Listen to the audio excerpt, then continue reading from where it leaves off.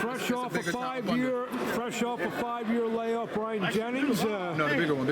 I'm listening. Got eight hard rounds in with Joel Caudle. First of all, how did it feel after 5 years? Man, it felt a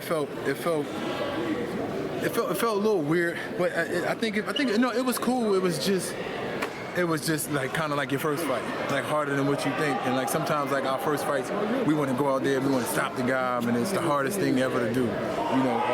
But no, he was good defensively in a sense, you know, to the point where, you know, I didn't want to overshoot anything because I knew that, you know, he would probably try to come with like an overhand or whatever, but he never really could. But I was always just pretty much being cautious and looking forward and not trying to rush. And then after a while, I'm just thinking like, you know what, just get the rounds. And then 7th round, if we had a couple more seconds, I could have pretty much stopped him. But then I'm like, I just don't want to force it. Just get what you want. Just get what you're supposed to get, and just, you know, just get on up out of here with the win. Obviously, you had sparring leading up to this, but what round did you like start to? Okay, I'm back being a professional boxer now. I'm fighting in a real fight. I still made it feel like a sparring match. You know, because I was talking to him, I'm just literally just trying to like, you know, transition into this isn't sparring, this is live. You know, but he also didn't bring it to me as if, you know, oh shit, I'm in a real fight. He was there to be able to take the punches and stuff like that, but it wasn't something where it's like, oh shit. So you feel like you're back, but you need like maybe more competition. I think that was great for what it was. I also think that I was also just trying to make it transition to the point where I don't take it so serious, and I be conscious of what I'm doing. And so technically, I wanted to be conscious of whatever combinations I'm throwing, and not literally just fighting off instinct. So a lot of time when you fight off instinct, you know, you just you just fighting off of what you've been training to do. So you don't really know what the fuck you're throwing. You just know that you know how to throw, you know how to catch, you know how to do all that stuff, and that's just what you're doing. You've been kind of quiet, you know, in the lead up to this. We haven't heard about you. You popped up on because I was trying to like, you know, people when I was speaking. So take us through real quickly the process of, you know, the last time we kind of heard from you was that situation in Canada. You didn't want to go up with the COVID and all that stuff, and that's the last time we kind of heard from you. Well, I mean, have you been in the gym? Have you been working out? Have you? I've been in the gym and been working out. I haven't been sitting on my behind. So I always been working. Were you ever retired in your mind? Yeah, in my mind I was done. You know, in my mind I was done because I thought that, you know, the landscape of like what the world was going to be kind of like showed you like, oh, this shit is a wrap, when they was doing all of the bubble stuff. And then, you know, once you just get settled into sitting down and relaxing, it wasn't like I was in my 20s or in my early 30s and I could think that, you know, I'll just wait it out or whatever. But, you know, I was in my late 30s to the point where in a few more years I probably would have been done anyway.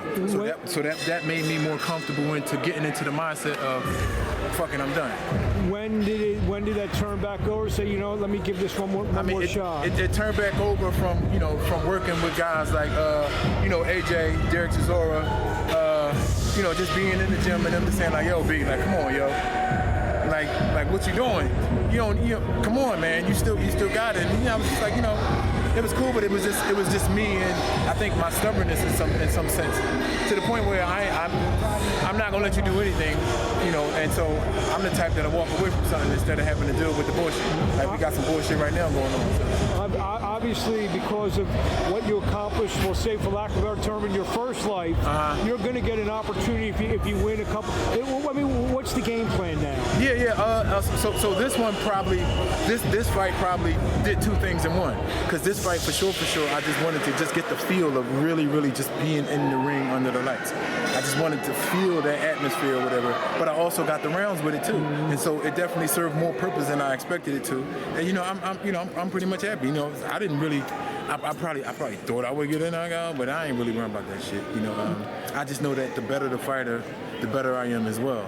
And so it's like you try to come in with all that, you know, all that stuff, then I could really just like counter and do certain things better too. So what is a perfect scenario for you over the next, you know, maybe 6 months, we'll say? Maybe 9 months.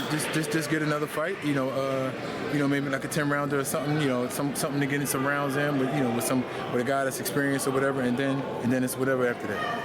Take a shot at a top 10 kind of guy to get you back. Sure. I mean, them dudes the same thing. They're the same.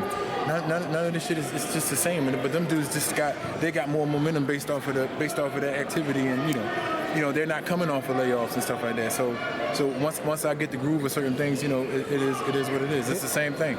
In fact, I'm better still. Without calling, I'm not saying you're not calling one, but is there a few guys that you have kind of circled that maybe he's that guy that can, if I beat him, will accelerate me to? Nah, not necessarily. I always go for just progress and leverage.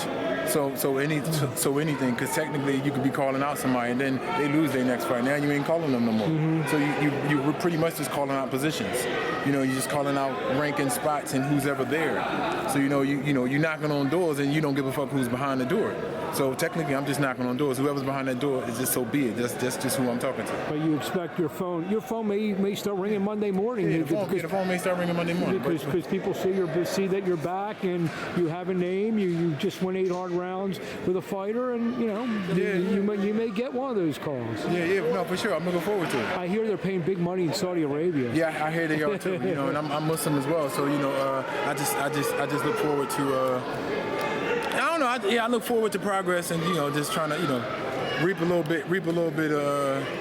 It's a little more benefits because the money is different from when I was fighting. I mean, like if this was the era where I was fighting, the money they was getting, oh man, I'd be sitting on something crazy. I could see Bryant Jennings against the two guys who just fought each other. Maybe Joel Miller, Andy Ruiz. Me and Big. Who was in town with he trains with Bozeman, so.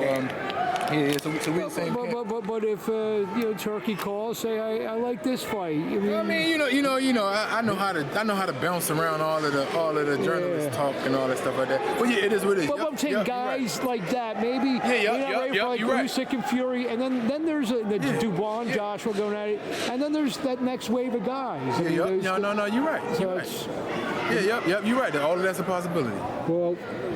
5 years ago we said bye-bye, but I think it's hello today. Yeah, it's just BY. Well, it's just BY because technically, bye-bye is just. But tonight was like a re-hello kind of thing. Yeah, but it was. I don't know. I don't really care what I look like. I just based on what I. I mean, re-hello, you're back. I mean, like hello, I'm back. Yeah. It was it was crazy. Always a class act, Brian. What do you want to say to the fans in closing?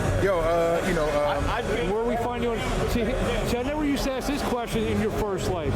Also, tell us where we find you on the Instagram. Oh yeah, BY Jennings. But all that stuff, the algorithm is all that stuff is scripted. So but you can still find me on BY Jennings. They got me shadow banned like crazy, but you already know what it is. Well, you can never have too many followers. I'm still around. I'm still here. It is what it is, and I just work and make progress, and hopefully I can do what I need to do in the future. There you have it, Bryant Jennings. Congratulations. Welcome back. Thank you, bro. Welcome, of course, a re-welcome edition of the heavyweight division. Thank you, brother.